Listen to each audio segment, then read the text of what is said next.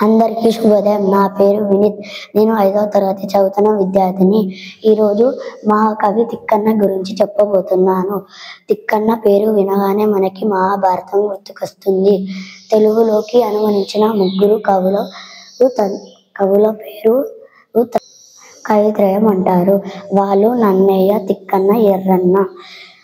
తిక్కన్న తండ్రి తల్లుల పేరు: తిక్కన తల్లి పేరు అన్నమ్మ, తిక్కన్న తండ్రి పేరు కొమ్మన్న, తిక్కన్న ఇంటి పేరు కొట్టరుగు.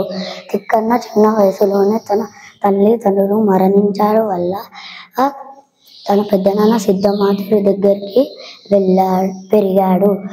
తిక్కన్నకి ఉన్న బిరుదులు: